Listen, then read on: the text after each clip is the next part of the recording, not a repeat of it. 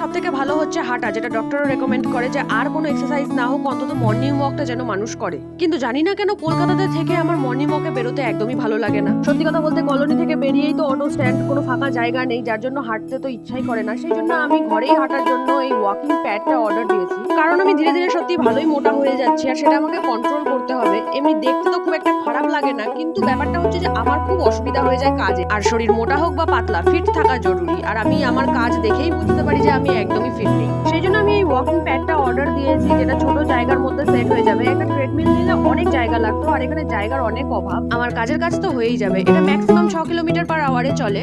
ডিসপ্লেতে time, speed আর কত kilometre হেঁটেছি আর কত ক্যালোরি খরচ করেছি সেটাও দেখা। আর সবথেকে বড় কথা হলো বেশিরভাগ মহিলাদের এক্সারসাইজ ওখানেই বন্ধ হয়ে যায়, যেখানে সবসময় চিন্তা করতে হয় যে সকালে উঠে এক্সারসাইজ করবো নাকি আগে ঘরের কাজ করবো। সেটা আমারও হয়, তাই এটা যেহেতু ঘরে আছে, আমার যখন সময় হবে আমি ইচ্ছা মতো হাঁটতে পারবো।